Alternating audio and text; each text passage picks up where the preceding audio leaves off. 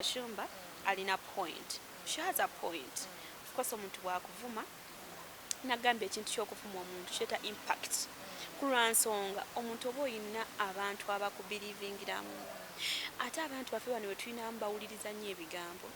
Nze baba badde akwagala nalaba oli ng'akuvumya ekintu n'akitwala. Nti batumalamu ebitiibwa olina eng'egyo kati ddala nze nkitwala nga omuntu olina omwami. Bw'omanyi kyali tokuvumaavuma mu maaso ga bbaawo ogenda mugambayo oti owulira ng'oweddemu bambi biswaza bannange biswaza biruma so oba bannazaala waakulawo omuntu akususa gw'ojja obuuza maama nga bakususa ekyamazima honestly speaking bambi biswaza byo biruma era Shira I can feel her pain. Naye ate Tina naye tali wange kati kwegamba sina gwe nyinza kuwaayo era ensonga nabeeyo kanjive. No, okay, the thing is, like, do you think it was right reaching to an extent of making someone being fired as it is alleged? Tunebamugoba ku mulimu. Awo sijja kugambye bali bonna bantu bange. Okay, Momo, weeteke mu bigere nti singa accidentally, let's say a slip of a tongue, noyogera ekigambo ku any celebrity in your show, najja naku-accusing or reaching an extent of bakugambe nti, you know, we are firing you, we are putting your show on hold. How would you feel? Kati nze olaba singa by mistake njogera ekigambo ku omuntu oyo bwankubira ekintu kyensooka okukola to apologize. Ekitegeera nambirawo I'm sorry. Ekitegeera banga bino byonna tebyanditusooka bire ebyatina singa yabadde abendinze law ngamne munsonyiwe. It doesn't cost a thing. Ekitegeera however small someone may be naye omuntu omugambye I'm sorry and that's all kiwedde. Nze nkozesa nnyo ekigambo sorry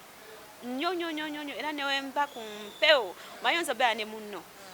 najja nakusosonkeza nayogera ekigambo kati olw'okuba olusobera oli mu show oli mu mood newesanga naawe osupplementize ati ogera okumaliza show noga nfudde obanga omaze okyogera noga musajja nzisa amba batukubira amasimu naye nga tomugize ennyonyo nakubye esimu nogambira munaye nsonyiwa bambi okitegeera nze neetonderawo straight nedda bambi manyiwe kiruma okitegeera manyiwe kiruma bambi so nze wentyo. So kati Momo, plan ki gy'olina 2020 ono nga fenna bala bagamba quarantine lockdown year is like we are in laws omwaka gutulemye guganye.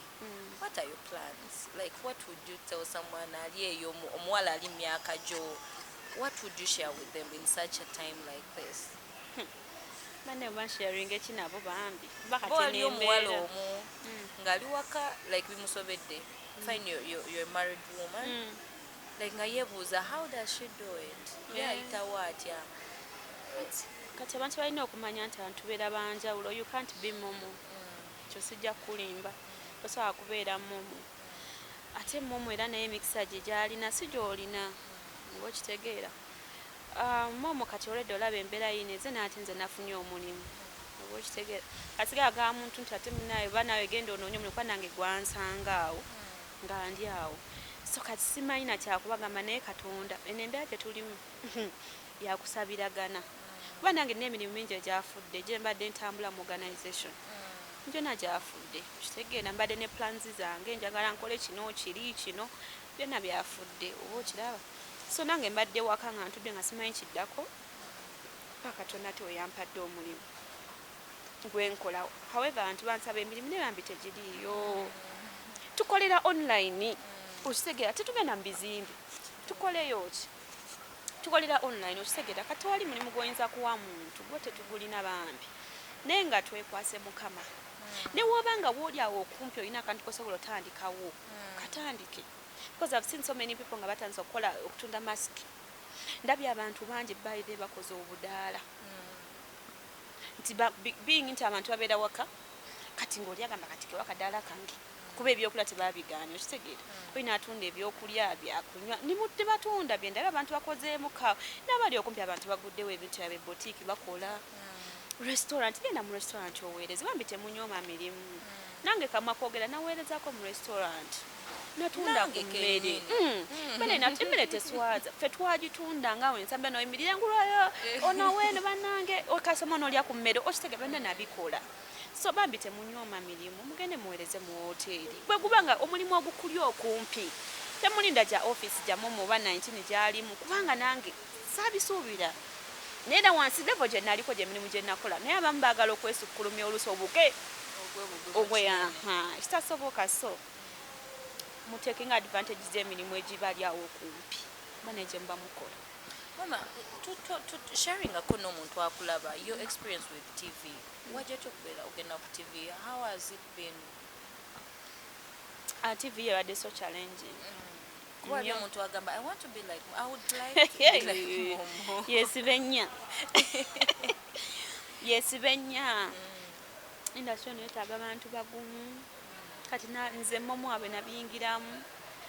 kandi too humble okitegeera saamanyira kuyomba namanyire waka kubeera mu nju nga nze kubanga nkula nga nsibeera mu ntalo abantu bayomba nga nvaawo okitegeera kati eno muganda wange omwana akuwalana nga tolina kiwali omukozi tomuvumangako tomusoozangako tomwogerangako omwana akuwalana ate nakulaga nti akuwalana okitegeera nasasula n'omuntu akuvume oba okitegeera so ya industry nobojja wesibezo nya sina bbiri nya kubanga eno byokya. When did you join TV? When? Nasooka nenkola ku star that was 2013 nga nakamala senior 6 nenkolayokko nenvaayo actually na joininga 2013 but nembeerayokko nenvaayo netugenda ka believe I wouldn't like to count it so much kubanga oza nakolayo ba less than a month nenvaayo nenfuna wano ku telefina. So Momo obalancing otya cause otugambye oli mukazi ali too busy very okwasaganya kino na kino how do you balance work and home as a married woman? Hey mwana gwe wali omuntu aliyo ng'obufumbo bwe bufa nga omwami agamba bano omukazi wange abeera busy nnyo she doesn't have time for me so neyesanga nga ekintu kimulemerera okubalansinga but you the little I know about you I think you're a happy woman with your husband so how would you balance this? Nze nga nze nankola emirimu gyange nga bwe nina ogikola ekirungi ekiriwo mwami wange akimanyi we need money of course ate emirimu gye nkola gya kutravelinga gya kukola nnyo nga wegambye nebaka just for 1 hour nze nebaka sigadde zonna mbeera ku ssimu olwaguno omulimu omupya ate gwe nina only 1 hour? 1 hour. It's the only hour you give to Dax. ate ne that 1 hour aba yeebasedda musajja watyo kuba yeeyebaka tunalaba ku baana era bo abalinda mufune n'akatebe mutuule so nkola nnyo naye ekinu kyabe nakimanyi twasaba nga tufune emirimu tugifunye so mba nina okukola anti olaba abasajja abacomplaining agamba nze omukazi wange mwetaaga nga that 1 hour ate nga nayo togimuwadde fully it is a burden awulira nga buli kimu kigaana ekyo mwami wanjagala kikuddemu omulabanga kubanga alina kunyonya how he feels about it kubanga nze akimanyi twali twagala mirimu era muganjagala kola of course ng'omuntu era kimunyigamu kale tubina kyakukola mwebazeewo olwekyo naba nange weebale kugumiikiriza mwami yeye bale gumiikiriza otherwise ebintu tebibeera byangu mwana gwe tukola nnyo tebibeera bya twali budde bwa family naye so omuntu naine yegomba to be Momo she has to be alina okumanya nti alina okukola ennyo Momo akola nnyo mukazi mukozi nnyo gyekisembayo kubanga mmanyi gyenva so nina okwekolerera ennyo okulaba nti z'omwami zinansangayo abakazi akusandeko omusajja ngakawo makituufu naye ate nze akanye kayitawo okumpoomera so you have to work hard kakati Momo you're young, you're still young, so I would want you to look straight in the camera oyogereko n'omuvubuka ali eyo in your age wali omuntu agamba myaka gyange sinaba kubaako kino sinafuna kino lwaki nedda njagala obeeko ebigambo byogamba like nga bizzamu omuntu essuubi omuwala yenna akulaba kozi olaba wala abatulaba kati essaawa eno ngagamba naye nze nkoze ntya nga she's in 30 talina musajja talina mulimu guli awo guli well paying bwegamba ngaali confused but at times baba beetaagayo someone to talk to them or maybe someone who is there that they look up to kati manyi bangi abakufollowinga but what's that good word that you would share with them? Yeah. Bana ekigambo kyenyinza omuga olaba ebintu ekisookedde ekintu ky'abasajja Katonda yagaba teri muntu agenda kala kupima kyakulimbe nti amanyi omusajja omutuufu nti bw'ati okitegeera nti bane omusajja omutuufu abeera bw'ati tekiriiyo so ebintu by'abasajja Katonda yamanyi ekintu kyenyinza ogamba abantu banne mwekwase nnyo Katonda bw'oba n'ekizibu kyo kyonna kyolina ku mutima kikaabirenga Katonda kubanga yasinga okumanya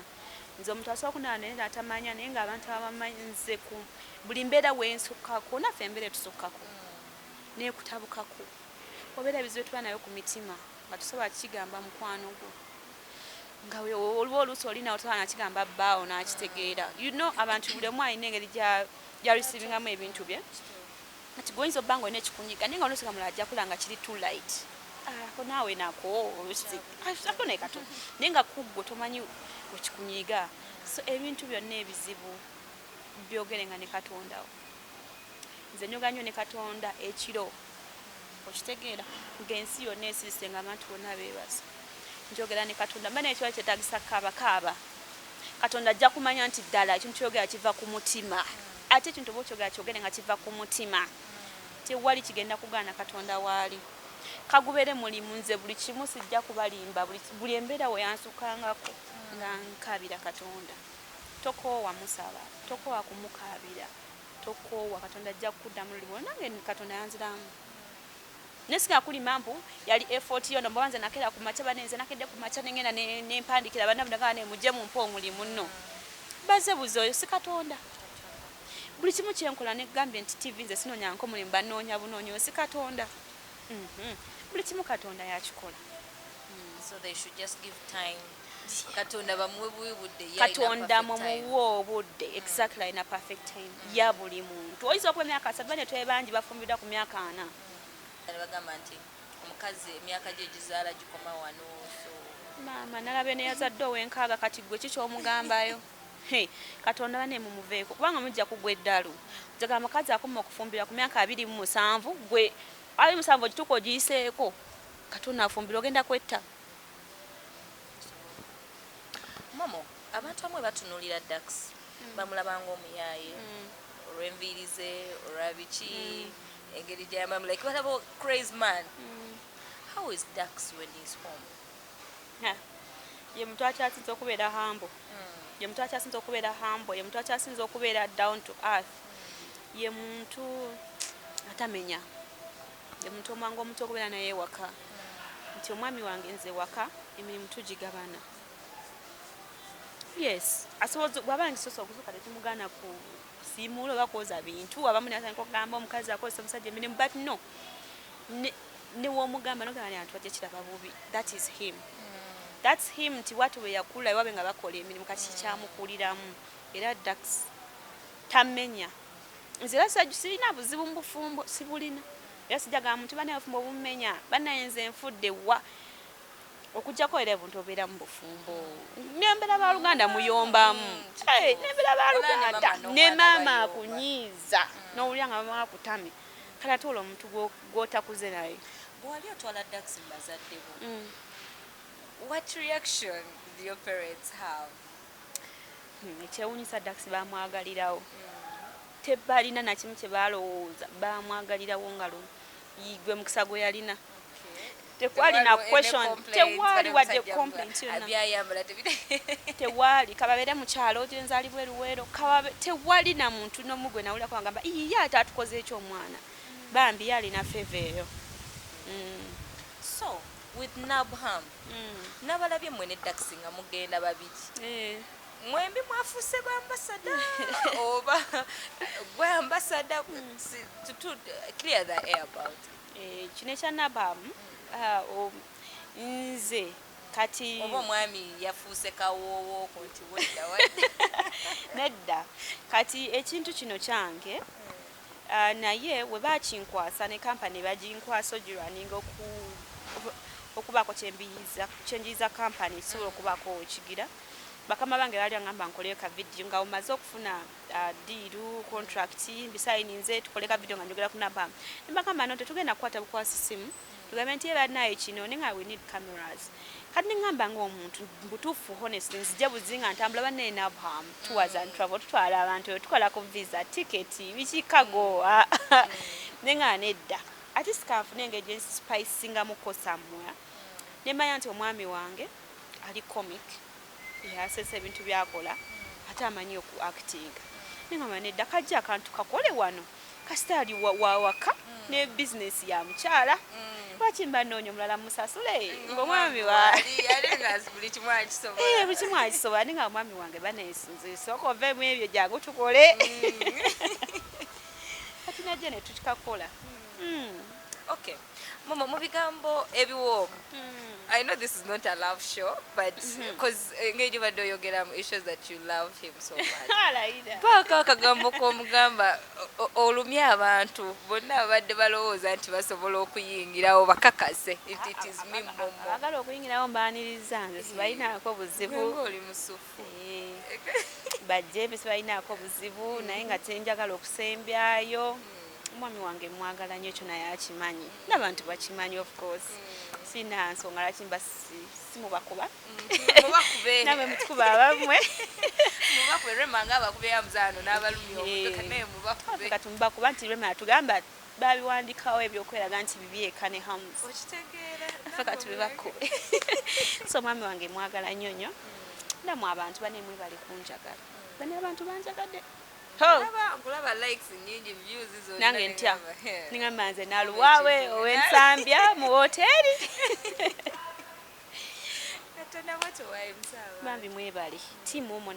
mwebali abantu mwena abali ebweru baneba fans bange mwena abali wembweru w'eggwanga Saudi Arabia Qatar Oman Abu Dhabi Dubai South Africa America Norway buli wamu banembe bazannyo bamikwano mwebale nsima byonna bane mujje mumpagire emigugu gyawe mujje tetugituuse tujijjaje muli ne tujiretera abantu bamwe neobera oyaga tugutwale Masaka tugutwalayo so mujje mutwagire ku napam yes cheapest price the cheapest akonkadamu the cheapest bambi mujje mutwagire ku napam momo 19 gemanya okay momo katusubire embaga omwaka oba ogujja oba guno simanyi ye embaga tujetaga ngokyali kaswiri ngokyali ku 19 ati wazazewo okukumirawo ku 19 nanyumira gomesi very gomesi enyumira buli muntu by the way kale atibirowozeeko bani all right oyabadde momo 19 she's so loving mambi she's very open and momo thank you so much for accepting my invitation because munange ngawo mutegedde omukazi abeera busy very busy naye nebaza nti atakiriza okubanga atwadde obudde bwe so mbadde Maria Dan okubeera nga nkutaala mu program eno eyitibwa Light Up. There's one thing I shouldn't forget to tell you, please subscribe. Wena gy'oli subscribing kino ekintu mwe mutufuula kye tuli and we want to be your friends as well as you are friends, so please keep on subscribing and share the content. I know this you like it. It has been Momo and I'm saying goodbye.